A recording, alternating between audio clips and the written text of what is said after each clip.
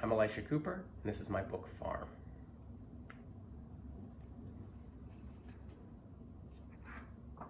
Farm.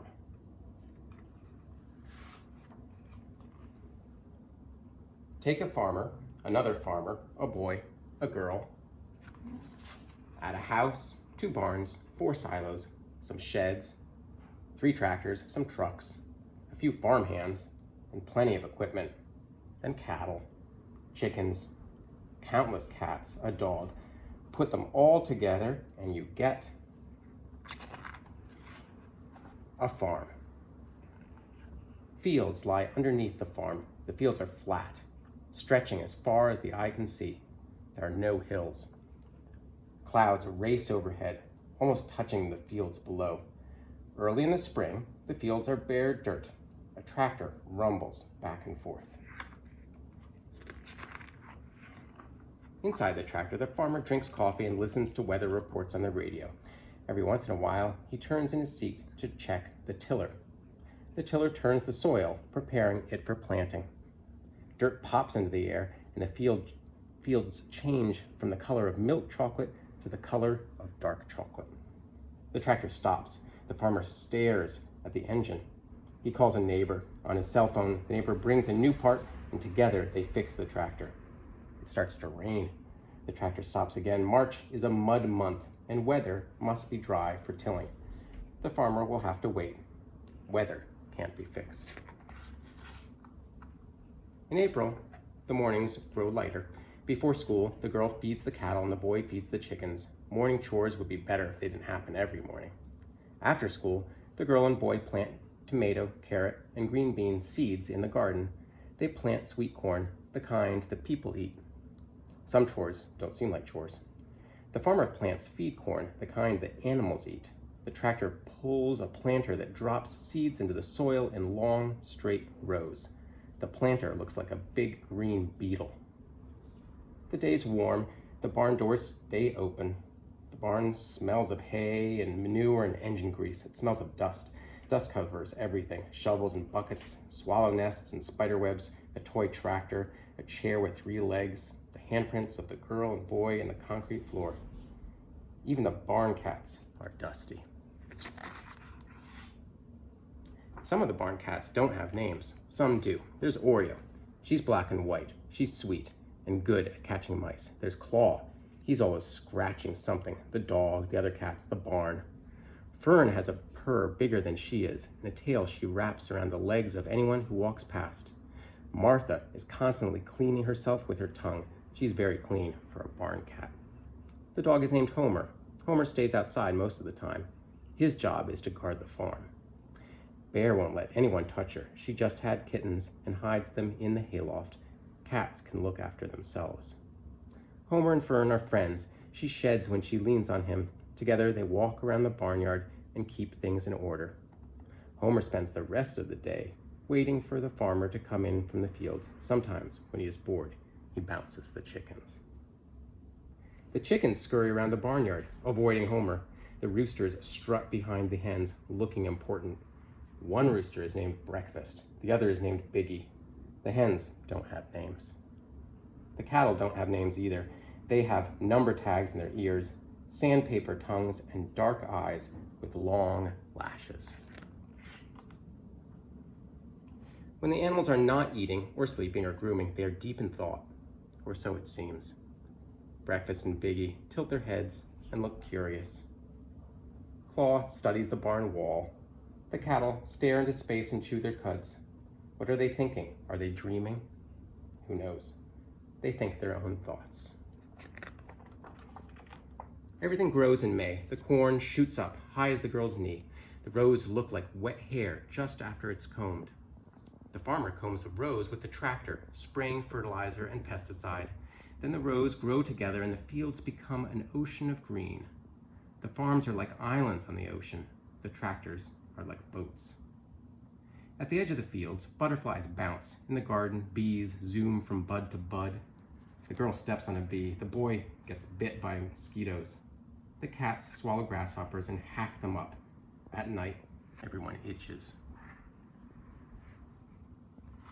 The land heats up and the farm is rich with smells. The smell changes depending on which way the wind is blowing. To the west is a hog farm. No one likes it when the wind is from that direction. To the north is a farm with fields of alfalfa. Cut hay smells like summer. To the east is a farm that put up a cell phone tower. It doesn't smell of anything. To the south are more cornfields, which smell sort of buttery. Beyond them is the town. The work of planting is done. Things slow down. The farmer drives into town to get a spare part for the tractor. School is out, so the girl and boy come too. They stop for hamburgers. They stop for milkshakes. On the way home, the farmer pulls over and talks to a neighbor about crop prices and vacation plans. Out the open window, a water sprinkler says, "Think, think, think." June is a sweet month. Other animals enjoy June too. Breakfast takes a dust bath. Homer steals green beans from the gardens. The cattle mosey around and poop, plip, plop, plop. Claw scratches himself. Bear plays with a snake, then eats it. Some animals enjoy June more than others. At dusk, wild animals come out. Skunks shuffle across the lawn. Rabbits nibble through the garden. Chipmunks skitter over the road. They make it most of the time. Pheasants stalk among the corn. An unseen fox cries. Homer howls. A dog from the farm across the way barks back.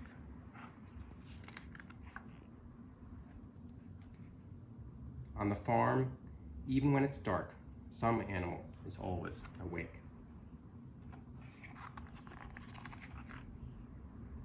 The days grow humid. The cattle lie down. They know first. Thunderhead clouds gathering at one end of the land. The temperature drops. Birds dart for cover. The farmer rushes to get things inside. A drop, another, whoosh. Sheets of water sweep the farm, hammering roofs and rattling windows. And then it is over. The corn all bends in one direction, as if to say, the storm went that way.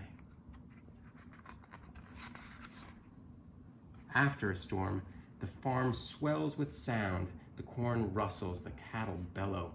A tractor echoes in and out. Birds quarrel, bugs hum. Their hum is constant. Even the clouds seem to make sound as they bump across the sky. For a quiet place, the farm is not so quiet. July is for exploring. The girl wanders to the creek with Homer and tries to catch catfish. The boy tries to play with the cats, but they're not interested, so he heads to a neighbor's farm. Other people's places are always more exciting. The farmer drives the boy and girl into town where they sell sweet corn from the back of the truck. The girl picks more corn for dinner. She collects eggs. When she shucks the ears of corn, they squeak. The boy picks tomatoes, carrots, beans. He throws tomatoes at birds until the farmer tells him to stop. A delivery truck stops. Claw climbs inside before the boy shoos him out. The truck brought an ice cream maker. July is a good month for eating. August is the hottest month. It's so steamy, the horizon shimmers. Everyone goes looking for shade. The boy heads to the hayloft and builds forts in the bales where he can hide. Homer slinks to the barn and lies in the cool concrete. The cats are nowhere to be found. The chickens have disappeared too. The cattle huddle under trees down by the creek. They swat flies off one another's noses with their tails. The girl reads on the swing until the sun finds her under the tree. She heads into the fields, discovering shade under a roof of corn. With summer's end, cooler weather comes to the farm. The evenings grow short. The corn rises above the farmer's head. The farms are disappearing under a rising ocean of corn. The boy and girl start school, new classes, new friends. One morning, the farmer tells them one of the roosters is missing. Did a fox get it? September shows that some things are not forever. October is harvest time. The combine harvester is big as a barn, loud as a factory. It roars through the field, gobbling up 8 rows of corn at a time. It bites stalks, pulls them into its mouth, separates kernel from cob in the thresher inside its belly, burps out husks. Once full, the combine spits a stream of corn into waiting wagons and trucks. Sometimes, to save time, the combine fills the wagons as they drive through the field. Birds whirl behind in the chaff, eating insects. The farmer checks the corn's yield on his computer, talks with other farmers on his cell phone, and eats a sandwich. Wagons and trucks drive to the silos and dump corn into the pit. The corn shoots through the auger into the silo. Kernels rattle against the silo's metal sides like someone typing very loud and very fast. The silos fill up. Corn is everywhere, drifting across the silos, spilling out of the wagons and scattering around the barnyard. The boy helps the farmer shovel it up. After drying for a month, the corn will be hauled to the town's grain elevators, loaded on rail cars and barges, and sent all over the world to feed cattle and be made into food. November breaks clear and cold. The cats grow winter coats. The chickens stay indoors. The cattle are sent to market. In the barn, the farmer drinks coffee and works on a tractor. The girl is not around as much, thinking about other things. Homer sits on the porch, waiting for her to come home.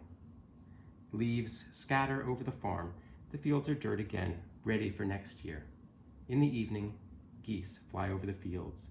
An autumn rain falls, and as the seasons of the farm turn, the water seeps into the earth.